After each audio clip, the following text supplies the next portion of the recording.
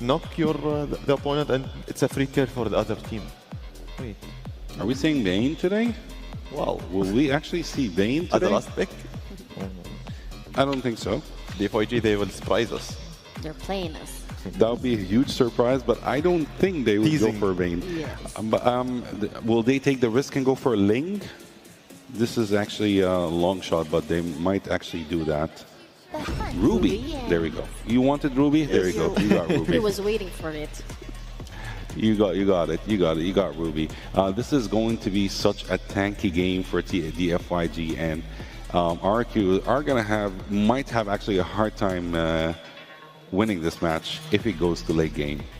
If they win the early game and they got the objectives and like the snowball for early game for RRQ hand. Game number 3, and we're back with Sutsujin on the Lancelot and Super Ken on this Yi Sun Shin. Enough of the utility junglers. Both of these two junglers that we have will now focus on being the carries for the team. And how about that ban on the Moskov? Nice. It's warranted, man. You know, I know our panel was discussing, like, do you think they'd ban out the Moskov? And I think that's a good question to have, just because of the performance that Long had it in the last game, and knowing his history with that hero as well, you know, and sometimes it's just better to go ahead. It was the last ban, might as well just do it, you know, just to kind of narrow down the choices there. But this is, like, we've seen the Ruby in the gold lane time and time again. It works great. Can be devastating. There's an early flicker from Yi1 from that aggressive play from Edok, but you know, nonetheless, that's the main point. Every single time that we do see this Ruby, since technically we do see a lot of double fighter with the Yi Sun Shin lineup, it always runs into the same problem, man, which is usually on late game base, you know, offenses. Like, you don't have that range that you traditionally would have in comparison to having a marksman, right? And so we have seen games completely get turned over on their head, even with an advantage or a lead, with lineups like this that DFYG has. So that's probably the biggest problem that they're going to run into with this. And then, of course, I think part of this equation is, what does Rins take for the ultimates, depending on how they want to approach the fights. Yep. Which I think in the first turtle, you are going to be rewarded if you pick up the real-world penetration. Vel back on the Esmeralda. I think this is the third time that they will be playing Lapu Lapu versus the Esmeralda. Yep.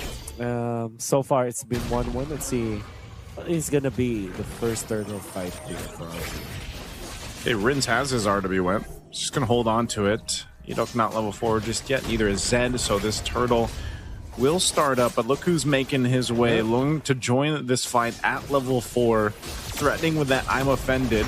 Mountain Shocker going to be used. They're going to go for it. Super Ken will secure the turtle. And RQ on the run, trying to get away. AOG, great G-Kundo to keep Zed from getting that unbreakable taunt off. Long, you know, it's sometimes so good to see like a good flicker, I'm offended play, or you go to the backlines as the Ruby and get the surprise second skill into the ultimate. But you saw what Long did. He's literally casually walked in front of the members of RRQ Hoshi, inside the turtle pit, nailed the I'm offended on the perfect target. DFYG casually took that first turtle in front of RRQ Hoshi. Like it's nothing. Like it's target practice for them. That is... It's long, man. It's the long effect. It's the long effect. You know, right now, DFYG is going to take the fight. They take out Edok so quickly, and Vel potentially going to be next here in the trade. Dyron isn't able to get it, so Rins falls, and now another big pickup for DFYG as they find 2. Oh, what happened to RRQ Hoshi? It seems like all the fight in them just petered out. Vel, can you survive this? Nah. Good thing it's Sitsujin to collect that kill. They also denied a cart away from the Esmeralda, so this is going to be massive for RRQ Hoshi. I think that they will probably reduce the gold deficit into just 1,000 gold after that. Especially because Toy is now double laning.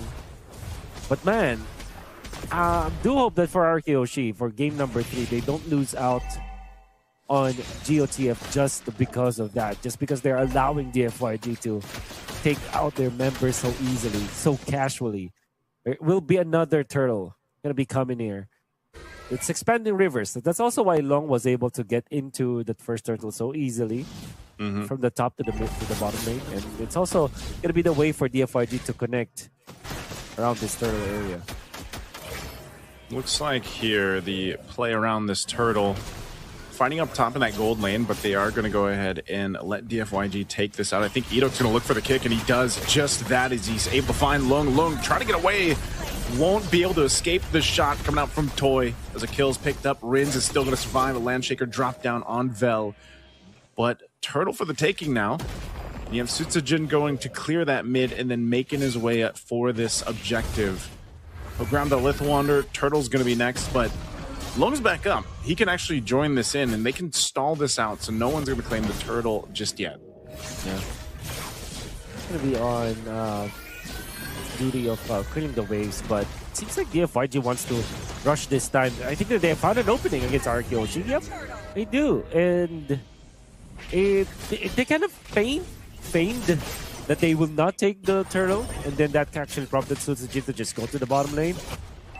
If RRQ Hoshi does not push, and they will not be able to push because Vel is here, and by the way, Expanding Rivers also have them in that scenario. DFYG again, it takes something so casually over RRQ Hoshi, and even that Crammer, dude.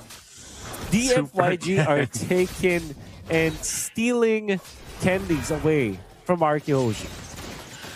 Yeah, Super Ken, like you said, you know, he's got a ton of experience playing against Sutsujin here in the past, and, you know, it shows. DFYG holding on to that 2,000 gold lead right now. Nothing major, but it is still something, and that could be the reason why RRQ Hoshi decided not to fight into that second turtle. You know, they want to give themselves a little bit more time to scale up and build up here.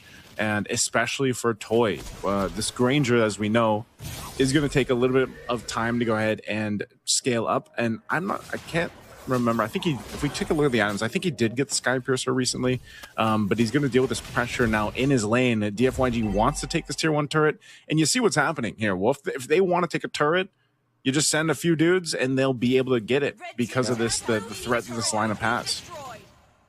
RRQ Hoshi has to really think about their mid game and their late game right now, because I feel like DFYG, they continue on taking things away from RRQ Hoshi, like the neutral objective as well as the turrets. It's going to be a walk in the park for them to end this game, especially because they also have good late game. I mean, of course, they don't have a marksman for DFYG, but this is still a Yi Sun-Shin. I think Yi Sun-Shin is a marksman if you think about it. But again, there is a lot of ways for DFYG to end this game at any stage. So if RRQ Hoshi does not find an opening for Sutsujin to wreak havoc, as well as find the timing for Toy to be activated, this is going to be DFYG advancing in this playoff. See what happens. They have control of the turtle right now. I think still RRQ Hoshi doesn't want anything to do with these turtles. He's just being zoned out by Vel, actually. So great choice there for Vel, but they are going to trade it objectively as that tier 1 up top is pushed down by Toy. So at least RRQ Hoshi kind of getting what they can. That seems to be the whole case. You know, they can't fight, at least for now. So you might as well grab some space to work with on the map. Get some objectives if you can. But I'm just worried because the way things have gone in the past, 8 minutes, basically, I don't know if they're going to be in a position to actually contest against the Lord unless they somehow get an advantage. That advantage would come mainly through Edok getting a kick and then giving them the numbers advantage in a team fight. But right now, it just seems to be pretty difficult. Yeah, he does have the Sky Piercer, Thunder Strike, but he's working on his next item here. Oh, Vel, is he going to get caught? Nice Landshaker to stun. AOG comes down. Good pickup for Toy to take as he has the Sky Piercer. A little bit of trade in the mid. Oh, the Mountain Shocker will be able to take out Sutsujin as Super Ken gets a solo kill. And now they traded out the 1-for-1. But definitely a difficult game for Sutsujin here. Wow, Vel, I was really wondering what he was trying to achieve in there. They tried to cut the waves very nearby the turrets of RRQ Hoshi, but it turns out to be good because E1 was there to counteract with the E's ultimate. They also did force Rin's ultimate to copy the real world manipulation, but I think the bigger kill was onto Sutsujin. And not only that, Naisu, they actually take a turret in the mid lane, a turret in the bottom lane, on top of a kill onto the jungler of RRQ Hoshi. And all of a sudden, they're up by 3.8k gold. RRQ Hoshi are just not finding a break in this game. Whereas TFYG, they're just getting everything in their hand. Super Ken, if you give this guy a hero that he can be successful with, and if you set up the Yi Sun Jin for success, you can see that Super Ken is more than able to deliver. Now it's going to be up to how RRQ Hoshi will contest this, Lord. Yeah, I guess they're going to go for it. Conceal is going to be used just to push into this territory here. TFYG healthily ahead right now of RRQ Hoshi.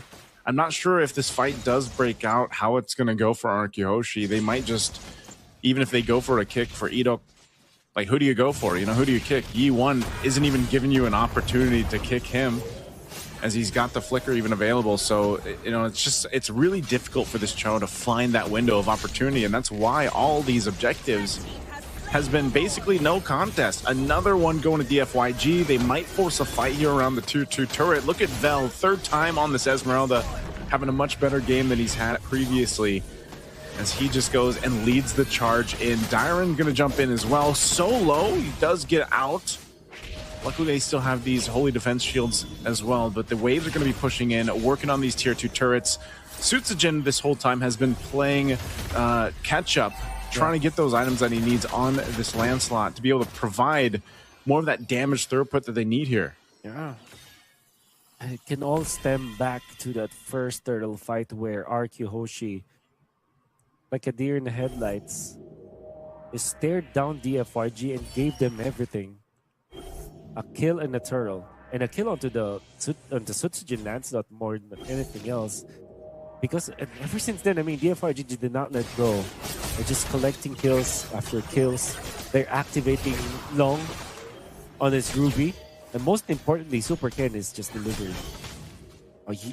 Yi1 also is a threat for RRQ Hoshi. And there's no actual way for them to really contest Yi1. There should be because of the Lapu-Lapu, but it seems like Yi1 has already countered what RRQ Hoshi is trying to do. RWM dropped down. Look at that. You know, stopped in his tracks too. Nowhere to go. Just body blocked by basically the front line of DFYG. Lord finally goes down. A base turret with it. They will hold on to the 2 base turrets for now, but the shield in mid is gone. So DFYG might continue to press this on. If they actually give the call to Lung to go and make the play and just flicker on forward, they could do that. But now in the mid lane, oh, Sutsujin just to his death, even with the Revitalize being popped here. They keep him healthy. There's the jump in, the AOG from Zed, and Diren is gone as well. Lung still has his flicker, I'm offended combo. They're going to march in with the waves here, and DFYG with this massive lead will clean up another kill. They want to make a statement. They're going to go for the wipeout here before they end the game and take game 3 against RRQ Hoshi.